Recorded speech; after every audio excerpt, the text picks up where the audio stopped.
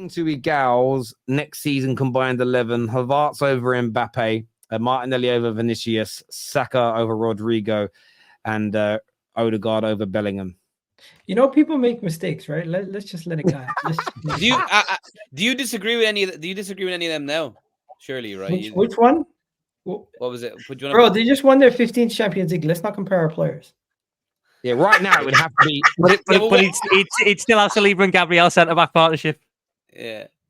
No. Let Rodrigo. Let Rudiger get in. Rudiger gets in. We still go with Zinchenko at left back. How many Arsenal players get in now?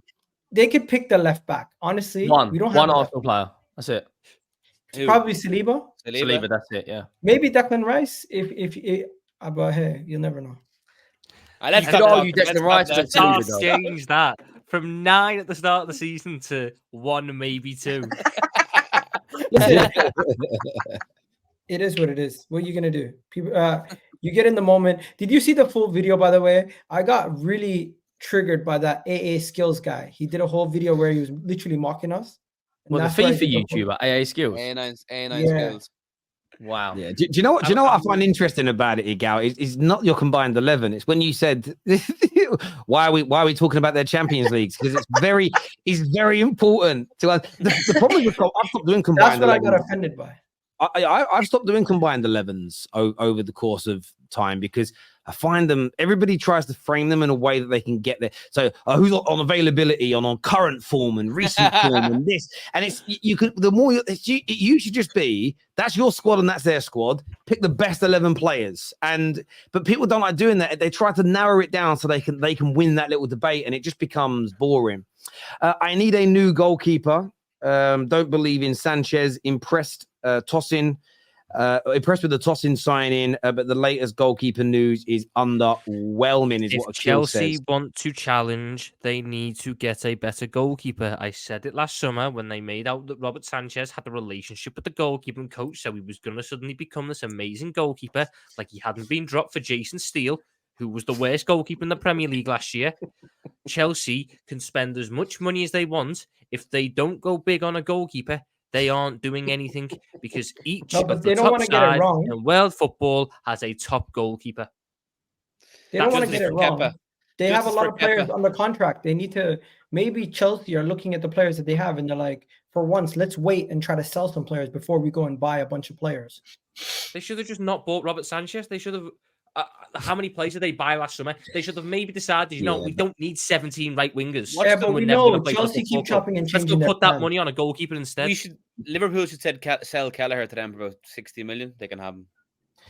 They want Ramsdale, but we're not. Kelleher would be an unbelievable signing for Chelsea. It won't happen. Ramsdale would just be the same problems that they've got right now. A goalkeeper that's not good enough to lead them to major honors. English quota fits in perfectly. Yeah, Gal just trying to raise up some money here.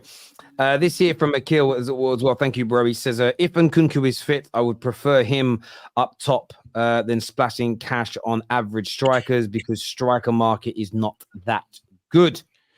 Sounds like we've adjusted every summer. You think Sesko's not that good? The most important transfer target for Chelsea should be a new medical department. I think a few clubs feel like that. C here says using NBA logic in football is horrendous. Keep that. Don't join the best team crap over there. And if Staffy's watching, I'm sorry if you feel like that's gatekeeping, because I know Staffy gets very offended by gatekeeping of the sport. But I don't think that is gatekeeping. I think there are certain elements I wouldn't ever. I always view it this way. Imagine a bunch of Brits start going to like NFL games, and they're like, "No, we want to get tailgate parties banned." Like, because that's what we do in England. There's no way in England we can all park up at a football stadium and get barbecues out the backs of our cars. That gets shut down for health and safety in about 10 minutes, right? Can you imagine us going over to America and trying to make them stop that? Like, that's how I view some of these things sometimes. It's like, no, you've almost got to... hopefully, fingers crossed, we're going to be out in Germany for some of the Euros. And it's like, no, I want to go and experience what Germany and German football is like, because I'm not going to go and go, right, we do this in England, and I hate when Brits are the worst when we go abroad and we want to start changing things, if that makes sense. You ever been to like certain parts of Spain where it's basically like a hot South End? It's weird. It's like, why is it not Spanish? Like, we're in Spain. I want to experience Spain. I just, you know what I mean? It's, I went to Lanzarote as well. And honestly, where all the English people had settled and lived, I didn't go near it. I was like, why do I want to be near that? I've flown for 4 hours. Get away from them. You know what I mean? It's crazy to me. Anyway, question is, if Real wins more in the coming years than prior seasons before Mbappe joins, I do understand Igal, but 1 versus 1. Listen, I think Igal could be right if he only wins 1 Champions League, but if you actually look at league titles, if you look over the last 25 years, they haven't won the most. Like, they've won league titles, but they haven't been dominant domestically. Like, if he goes there and gives them, let's say, a 5-year period where they win, say, 4, say maybe 8 years, and they win 5 La Ligas, another couple of Champions Leagues, that kind of dominance and stranglehold, again, all these things still to play for. There's loads of records still to get. So Ancelotti is not a Champions League GOAT as a manager because he won it with AC Milan and Real Madrid. Your thoughts on that, Igal? It's not comparable. I'm not talking about the best manager in the world going to the best team. I'm talking about the best player going to the best team and making it easier for him to win the trophy. What if the best player wants to play under the best manager? Ancelotti, what he did at AC Milan is different to what's happening. Did you see that AC Milan team, Miguel? Do you like? Yeah, I seen it. It was a wonderful team. He had world-class players all over the place. Listen, I'm not comparing managers to players. I know what Igal's doing, though. Igal, I think I've just smelt it. I smelt it. One second. I smelt what you're doing. 1 second. I know what you're done. Simply put, I'm not putting managers and players in the same bracket for this conversation. Why? It's just not comparable. What you just said is that I want to understand why it's not comparable, because what you said was that you think the best player in the world going to the best team in the world is a bit of a cop-out. It's a cheat code. But why is one of the best managers going to one of the best teams in the world also not a cheat code? Because Ancelotti's gone to other clubs like Napoli, Everton is different. And he hasn't obviously won this competition, but they weren't expected to win that competition. Okay. Where PSG was expected to win the Champions League and he never delivered. Okay. But I know what you're doing, Igal. I smell it. No, but you guys are simply trying to draw comparisons that are not. No, I'm not drawing comparisons. We're asking questions. This is part of what a podcast is. It's to ask questions and challenge, to dig a bit deeper, so we have a greater understanding. But I think I know what you're doing. I want to get the panel's reaction to this. Is Igal pushing this narrative that slightly smaller clubs doing things, building something from scratch, completing a project and a rebuild, and then winning a major trophy counts as more than the 1 or 2 trophies that you? Is this a way of planting the seed for if Arteta wins a league title or Champions League, that it's worth more? Is that what it is? The only flaw in that is Arsenal aren't going to win one of the major 2, so we can live happy. I see you again. No, people said that about Liverpool for years, Well, we've won a Champions multiple. League. We've won everything. So until we win it, you can laugh at us now, but we're going to do it soon. Arsenal are never going to win the Champions League. Honestly, they don't have the minerals. I'm serious.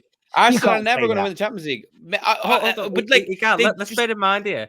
Let's bear in mind, Liverpool had won a major trophy more recently than Arsenal had by the time 2018 rolled around. If you're after the big 2, Liverpool won more recently, so there's more evidence that we could do it. I'm just simply saying, until you win it, people are going to have these questions. So fair enough, have the laughs now, but Arsenal's here and we're coming for it. What do you think is more likely? They've been here the last 2 years and they've bottled it twice, so they're coming for second place. Bro, you know this City team. Your team bottled it how many times for City? You told me you told me 2 months ago, you still think about those 97 points and 90. Yeah, that's 99 I was points. Getting 97 points bottling. Listen to what you've just said. No, but you just said we bottled it. We lost the league by 1 point. Yeah, but you only had 90 points. 90 points. I know, but what's the difference? We literally, if you want to be City to a league title, it's about the margin. It's about the margin. The difference is 7, bro. We both gone to the final. Didn't you lose the league by 2 points? You know what? My point is, you know what we've gone through. Yeah, it was 2 points. But we were way better by 2 points. How much you lose it by? One, twice. Both times. Yes, both times. Well, we've lost 2 titles. I've won it 13 times. We're moving on. Spurs fans sitting there going, I can't relate to any of this. I can't relate to none of it. I'm sitting here thinking, I can feel my brain cells actually dying when Egal talks. I can actually feel them. And that's how I Giving feel when up the Tottenham will fans to talk live. about trophies. I'm not talking about trophies. I'm just talking about your football knowledge. Just actually kills my brain. I'm just putting it out It's there. okay. We can have a quiz when you're ready. Okay. Hold that thought. Hold that thought. For a show, a new sponsor that's coming on board next week. Aye, great plug, Egal. Love it, bruv. We will be this time next week. We will be having a quiz on the show.